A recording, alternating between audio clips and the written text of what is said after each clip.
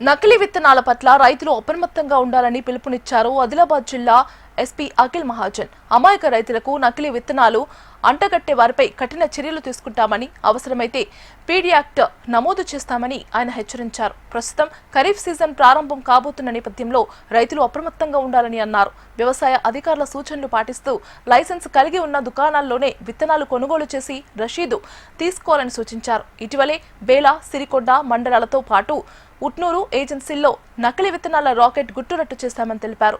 నకిలీ విత్తనాల వ్యాపారంపై నిఘా పెట్టామని, అందుకోసం 3 ప్రత్యేక తనిఖీ బృందాలు ఏర్పాటు చేశామంటున్న ఆదిలాబాద్ జిల్లా ఎస్పీ అఖిల్ మహాజన్తో మా ప్రతినిధి శ్రీనివాస్ ఫేస్ టు ఫేస్. రైతులు సిద్ధమవుతున్నారు. ప్రస్తుతం అయితే మృగశిర కార్తె జూన్ 8వ తేదీ నుండి విత్తనాలు వేసుకోవడం ఆదిలాబాద్ జిల్లా రైతాంగంలో ఆనవాయితీగా వస్తుంది. ఇందులో భాగంగానే ఇప్పటికే చాలామంది రైతులు విత్తనాల కొనుగోళ్లపై దృష్టి సారించిన పరిస్థితి. ఇదే నేపథ్యంలో కొన్ని ప్రాంతాల్లో BT3 అనే రకం పేరు మీద ఇది అనుమతి లేని BT3 అమ్మకాలు సాగుతున్న నేపథ్యంలో ఇప్పటికే పోలీసులు అప్రమత్తమయ్యారు. చాలా ప్రాంతాల్లో కూడా రైడ్స్ చేస్తూ ఉన్నారు. ఇప్పటికే 2-3 కేసెస్ కూడా నమోదు చేసిన పరిస్థితి.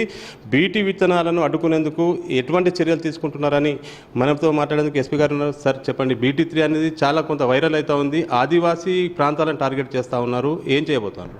అంటే ఇప్పుడు మన జిల్లాలో మనం చెక్ పోస్ట్ ఏర్పాటు చేశాము ఆల్రెడీ. దాదాపు ఇప్పటి వరకు 4 కేసెస్ కూడా మనం నమోదు చేశాము. అది కూడా ఒకరు గుజరాత్ నుంచి, ఒక నాగ్పూర్ నుంచి కూడా వాళ్ళకు కూడా పట్టుకొని రిమాండ్ చేశాము. ఇప్పుడు మన మెయిన్ ఉద్దేశం ఏంటి అంటే ఈ BT కాటన్ స్పూరియస్ సీడ్స్ మన జిల్లాలో రాకుండా ఉండాలి. ఆ రైతులు కూడా మనం చాలాసార్లు అవగాహన కూడా ఇవ్వడం జరిగింది. ఆ కలెక్టర్తో సహా కూడా మనం ఒక మీటింగ్ పెట్టి కూడా అందరికీ అవగాహన, అగ్రికల్చర్ ఆఫీసర్, AEOస్కి కూడా ఒక అవగాహన పెట్టడం జరిగింది. మనం పోలీస్ స్టేషన్లో కూడా SHOస్కి కూడా అవగాహన పెట్టడం జరిగింది. సార్, ఉట్నూరు ఏజెన్సీ ప్రాంతాలతో పాటు సరౌండింగ్ మహారాష్ట్రకు 3 ప్రాంతాలు ఉన్నాయి. ఈ ప్రాంతాల్లోని చాలా నెట్వర్క్ పనిచేస్తూ ఉంది అంటున్నారు. ఎట్లా అంటే ఏం చేయబోతున్నారు? అంటే ఇప్పుడు దీనిలో ఏముంటుంది అంటే ఇప్పుడు మన డిస్ట్రిక్ట్ స్టేట్ బార్డర్, దానిలో మహారాష్ట్రలో యవత్మాల్లో లేకపోతే చందర్పూర్లో కొన్ని లొకేషన్స్ ఉన్నాయి. అక్కడ నుంచి ఇది వస్తుంది. మొన్న కూడా బెల్లాలో మనం 50 ప్యాకెట్స్ అట్లా పట్టుకున్నాము. బెల్ల పోలీస్ స్టేషన్లో కూడా అట్లా పెట్టుకోవడం జరిగింది. సో అక్కడ నుంచి వాళ్ళు వస్తారు, ఇక్కడ అమ్మి ఫ్లై బై నైట్ ఆపరేటర్స్ అంటారు. రైతులు కూడా మేబీ కొంచెం ఆశపడి వాళ్ళు వీళ్ళ నుంచి కొనుక్కుంటారు, ఎందుకంటే పెస్ట్ అటాక్స్ రాదు. సో బట్ దీనిలో అందరు రైతులకి ఒక చెప్పేది ఏంటి అంటే దీనిలో ఏమైనా లాస్ అయితే మళ్ళీ ఇన్సూరెన్స్ ఉండరు, ఎందుకంటే బిల్స్ ఉండరు. మీరు ప్రతి ఒక్కరు లైసెన్స్ షాప్ దగ్గర పోయి కొనుక్కోవాలి.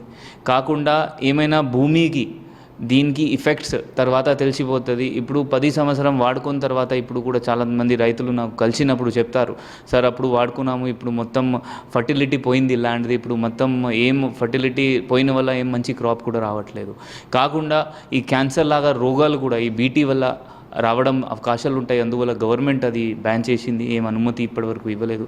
ప్రతి ఒక్కరితో అదే దట్ ఎవర్ లైసెన్స్డ్ షాప్ దగ్గర పోయి మీరు ఇది కొనుక్కోవాలి. సార్, అంటే ఖరీఫ్ సీజన్ స్టార్ట్ కాబోతుంది. దాదాపు 4 వెరైటీస్ కాటన్కి సంబంధించిన 4 రకాల విత్తనాలకు డిమాండ్ పెరిగింది. చాలా ప్రాంతాల్లో గత సంవత్సరం అయితే బ్లాక్ మార్కెట్లో కూడా అమ్మకాలు సాగినాయి. దీని మీద ఏం చర్య తీసుకుంటారు? అంటే 2024లో కొంచెం అంటే రైతులు ఎట్లా ఉంటారంటే ఏమైనా ఒక్క కంపెనీది మంచి అయినాయి అంటే నెక్స్ట్ ఇయర్ అదే డిమాండ్ చేస్తారు. 2024లో ఒక చిన్న ఇష్యూ అయింది. ఒక కంపెనీ పేరుకి అందరు డిమాండ్ చేశారు, అంత షార్టేజ్ వల్ల కొంచెం ఇష్యూ అయింది. 2025 పైన నుంచి మినిస్టర్ సార్ నుంచి, CM సార్ నుంచి, అందరి నుంచి మానిటర్ చేసిన వల్ల మన జిల్లాలతో అసలు ఏం ప్రాబ్లం కాలేదు. ఈసారి కూడా కలెక్టర్ గారు ఇప్పుడు రీసెంట్గా రివ్యూ తీసుకున్నారు. దానిలో కూడా ఏం షార్టేజ్ ఎక్కడ లేదు. మన జిల్లాలో ఎక్కడైనా కాటన్ సీడ్స్ షార్టేజ్ ఎక్కడ లేదు. మొత్తంగా వ్యవసాయ అధికారుల సూచనలు పాటించాలి. లైసెన్స్ హోల్డర్స్ ఉన్న షాప్లోనే కొనుగోలు చేసి తప్పనిసరిగా రసీదు పొంది ఉండాలి. నకిలీ విత్తనాలపై దుష్ప్రచారం నమ్మవద్దు. అదేవిధంగా నకిలీ విత్తనాలు కొనుగోలు చేసి రైతులు నష్టపోవద్దని చెప్పి జిల్లా ఎస్పీ గారు పేర్కొన్న పరిస్థితి. శ్రీనివాస్ HNTV.